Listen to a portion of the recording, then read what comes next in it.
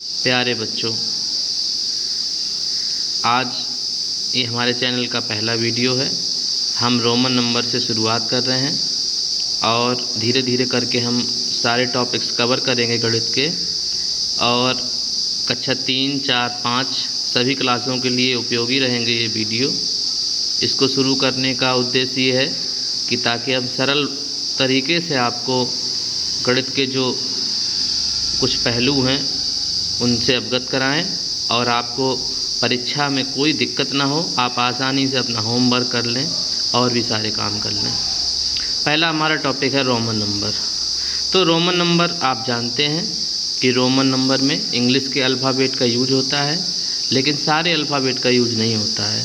कुछ ही अल्फ़ाबेट का use Roman number में किया जाता है। और वो कितने अल्फ़ाबेट होते हैं?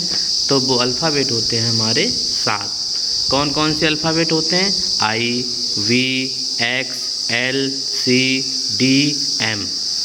अब आगे हम जानेंगे कि कौन सा अल्फ़ाबेट किस नंबर को रिप्रेजेंट करता है।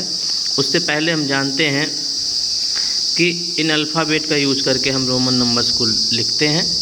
रोमन नंबर को लिखा जाता है I, V, X। अब जो हमारा I होता है वो 1 को डिनोट करता है, V हमारा 5 को डिनोट करता है, X 10 को, ऐसे ही L 50 को, C 100 को और D 500 को, M 1000 को। अभी हम पहले सीखेंगे 1 से लेकर 100 तक की संख्याओं को लिखना। तो 1 से 100 तक की संख्याओं को लिखना सीखने के लिए हमें अभी यहाँ पर I, V, X, L, C तक की ज़रूरत यहाँ पर पड़ने वाली है। अब रोमन नंबर लिखने के कुछ नियम होते हैं। पहला नियम तो यही होता है कि कोई भी अल्फ़ाबेट लगातार 3 बार तक ही लिखा जा सकता है। 3 बार से ज़्यादा कोई अल्फ़ाबेट रिपीट नहीं हो सकता है। जैसे I को हम लगातार 3 बार लिख सकते हैं। 3 के लिए लिखा जाता है I। और X को भी लिखा जाता है X, यानी कि 10, 10, 20 और 10, 30 हो गया ये। और C ट्रिपल C हो गया और ट्रिपल M हो जाएगा। यहाँ पर आप देख रहे हैं कि L को हमने नहीं लिखा है, ट्रिपल L नहीं लिखा है, ट्रिपल D नहीं लिखा है और ट्रिपल B भी नहीं लिखा है। तो रोमन नंबर में V, L और D को कभी दोहराया नहीं जाता है, क्योंकि जैसे मान लिया हमने V हमारा 5 है, हमें 10 लिखना है, तो B को हम डबल बार नहीं लिखेंगे, क्योंकि 10 के लिए तो हमारे पास पहले से ही X अल्फ़ाबेट मौजूद है ना। तो हमें इसलिए जो है V, L और D को हमें दोहराने की ज़रूरत कभी पड़ती नहीं है और उनको दोहराया नहीं जाता है। ये दूसरा नियम है। अब यहाँ पर हम रोमन नंबर लिखना शुरू करते हैं। 1 को लिखना है, 1 को तो हमने ऐसे ही लिख लिया, 1 को 1 I बना देंगे हम, 2 को 2 I बना देंगे और 3 को 3 I से रिप्रेजेंट कर देंगे। जैसे ही हम 4 पे आते हैं, अब 4 I तो हम बना नहीं सकते हैं, यहाँ पर हमें दूसरे नियम की ज़रूरत पड़ती है। दूसरा नियम हमारा ये कहता है कि हमें अब हम 5 को अगर लिखना चाहें तो 5 को हम V से लिख सकते हैं, लेकिन अब हमारा 4 कैसे लिखा जाएगा?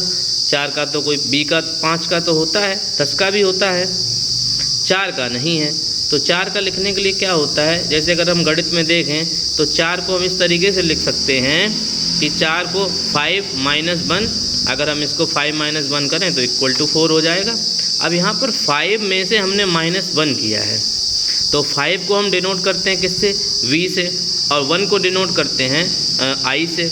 तो जब यहाँ पर एक नियम ये कहता है कि जब हम बड़ी संख्या में से कोई छोटी संख्या घटाएंगे तो बड़ी संख्या तो हम जैसा का वैसा लिखा रहने देंगे, और जो संख्या हम घटाएंगे उसे हमें आगे लगाना पड़ेगा। यानी कि 5 यानी कि B को हमें वैसा ही लिखा रहने देना होगा, और ये जो 1 हमने घटाया उसको हमें कहाँ लिखना पड़ेगा? आगे, या मतलब आप समझ जाइए पीछे की तरफ लिखना पड़ेगा। ये बहुत ही काम का नियम है और बहुत ही ज़रूरी नियम है। इसी से हमारी कई सारी समस्याएं सॉल्व हो जाएंगी। 5 का तो हमें पता है पहले से ही कि 5 को हम B से रिप्रेजेंट करते हैं। अब बात आती है 6 की। यहाँ पर हमें तीसरे नियम की ज़रूरत पड़ती है। 6 जैसे हमने अभी ऊपर लिखा था वैसे ही 6 मतलब हम 6 को 5 + 1 लिख सकते हैं। 5 को डिनोट किया जाता है V से और 1 को डिनोट किया जाता है I से। अब यहाँ पर चूँकि प्लस हो रहा है तो प्लस में हम क्या करते हैं, माइनस में जब होता है तो माइनस में हमें उसे पीछे लिखना पड़ता है, लेकिन जैसे ही वो प्लस हो जाता है तो उसको हमें कहाँ लिखना पड़ता है, आगे लिखना पड़ता है। 5 को हमने V से रिप्रेजेंट कर दिया और 1 को हमने I लिख दिया हमने, तो ये हो जाता है VI। अब जैसे हमें 7 करना है तो एक यहाँ I और लगा देंगे तो VII हो जाएगा।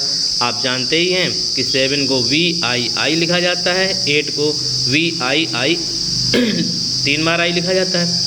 जैसे ही हम फिर से 9 पे पहुँचेंगे फिर हमारे सामने वही समस्या खड़ी हो जाएगी। तो 9 को हम कैसे लिख सकते हैं, 9 को हम 10 में से 10 माइनस 1 लिख सकते हैं। 9 मतलब 10 माइनस 1 लिख सकते हैं। और 10 को हमने x से रिप्रेजेंट किया, 1 माइनस किया है तो माइनस वाले को हमें पीछे लिखना पड़ेगा और इस तरीके से 9 का हो जाएगा IX और 10 का हमें पता है x। तो यहाँ पर जो इम्पोर्टेंट नंबर हैं, हैं वो कौन कौन से, यहाँ पर 4 सब। जैसे ही हम रोमन नंबर लिखना शुरू करेंगे तो हमें 4 में समस्या आती, क्योंकि I भी क्यों लिखा जाता है, तो I भी इसीलिए लिखा जाता है कि 4 को हम 5 - 1 लिख सकते हैं। जब कोई चीज़ घटाई जाएगी उसको हमको पीछे लिखना पड़ेगा। जैसे ही हम 6 पे आते हैं यहाँ पर हमें 5 + 1 करना पड़ेगा। जब कोई चीज़ जोड़ी जाएगी तो उसको आगे लिखना पड़ेगा। फिर जैसे ही हम 9 पे आते हैं, 9 मतलब 10 - 1, 10 - 1 यानी कि x, और x में माइनस हुआ है तो इसको हम पीछे लिखना पड़ेगा। तो हो जाएगा 9 को लिखा जाता है IX और 10 को लिखा जाता है x। अब आपको यहाँ कोई दिक्कत नहीं आएगी। अब आप आराम से 30 तक की जो रोमन नंबर हैं उनको आसानी से लिख सकते हैं। हम आपको लिखना सिखाएंगे अभी।